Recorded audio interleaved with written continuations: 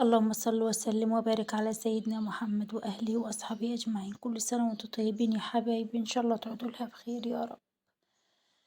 زي ما انتم شايفين النهاردة إن شاء الله كده هنعمله مع بعض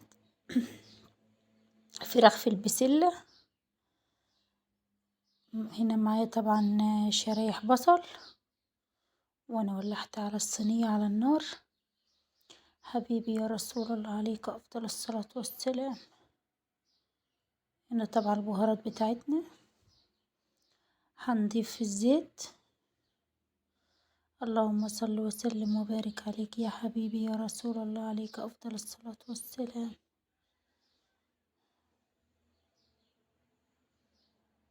هنا طبعا معايا البهارات بتاعتي، هنا طبعا ملح، كمون، بابريكا، فلفل اسود، بهارات شمر. وهنقلب بقى طبعا الكلام الجميل ده كله مع بعضه، وهنسيب البصلة بس 10 دقايق كده، أقل 5 دقايق تتبل بس معايا.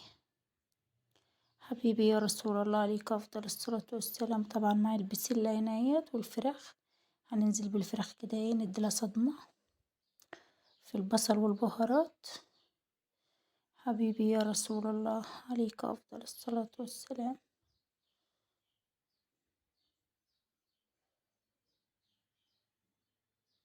نحاول نقلبها كويس تشرب من التتبيلة بتاعتها، تاخد لها صدمة محترمة. حبيبي يا رسول الله عليك أفضل الصلاة والسلام. كل سنة وانتم طيبين يا حبايبي، إن شاء الله تعودوا لها بخير يا رب. سهلة خالص، يعني بصوا طبخة في 5 دقايق، ما تاخدش معاكي أي حاجة خالص، يكون طعمها جميل صراحة. هنا هننزل بالبسلة طبعا، ونديلها برضو تشويحة كده. حبيبي يا رسول الله عليك أفضل الصلاة والسلام.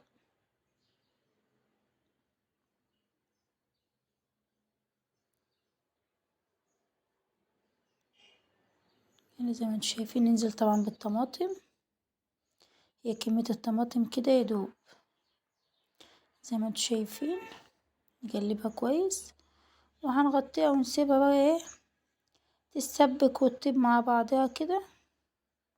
بصراحة بتكون زي الفل، هي بتشرب من بعضها أول ما تغلي يعني وتتسبك، كل حاجة تاخد وتدي مع نفسها كده. حبيبي يا رسول الله عليك أفضل الصلاة والسلام. هنا طبعا أنا غطيتها ماشي بالصينية ديت. طبعا هنعمل رز على شعرية. حبيبي يا رسول الله هننزل طبعا بالسمنة بتاعتنا.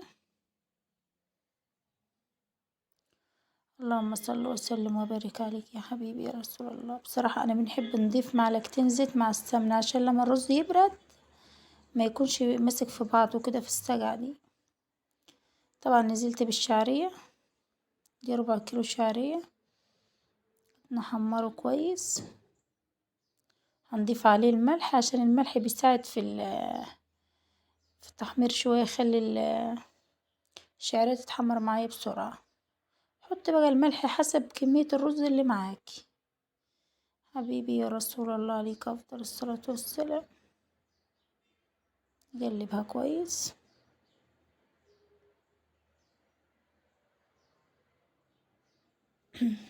نروح نغسل الرز بقى ونرجع تاني. غسلت الرز بتاعي.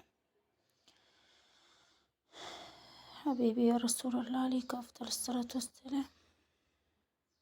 هنا طبعا الشعرية بعد ما حمرت معايا وراحت زي الفل، اهيت اللون الدهبي كله لون واحد. هننزل طبعا بالرز. هنا صهد الزيت والسخن طلع على ايدي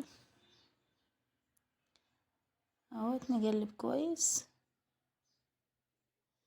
نقلب الشعرية في الرز كويس عشان ما يكونش فيه شعرية تحت في قعر الرز كده وما فيش فوق.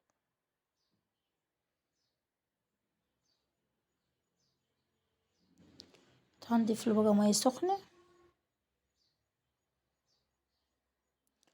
اللهم صل وسلم وبارك عليك يا حبيبي يا رسول الله، عليك أفضل الصلاة والسلام.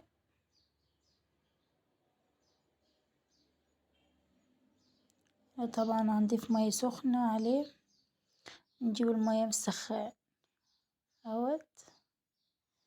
حبيبي يا رسول الله، انا بنزود فوق عبارة الرز شوية مية كده، لان الرز بتاعنا طبعا بيشرب مية كتير. كل واحدة حسب ايه ما متعودة، يعني الرز معاه بيكون شكله ايه. هنغطيه بقى ونسيبه مع نفسه كده. هنا طبعا الصينية بعد ما طلعتها من الفرن حاجة عظمة خالص، ما شاء الله ما شاء الله، حاجة زي الفل اهوت. وهنا طبعا رز بشعرية زي السكر. وهنا طبعا عاملة رز ابيض كمان علشان عندي فريق من ولادي بياكل رز بشعرية وفريق بياكل رز ابيض. حبيبي يا رسول الله، عليك افضل الصلاة والسلام. واكلة صراحة زي السكر، جميلة ما شاء الله. ما تنسوش اللايك، وما تنسوش تصلوا على حبيبي المصطفى عليه الصلاة والسلام. ربنا يحسن ما بين ايديا وما بين ايديكم. كل سنة وانتم طيبين يا حبايبي، ان شاء الله تعودوا لها بخير، اللهم امين. شوفوا وشكم على خير في فيديو جديد ان شاء الله.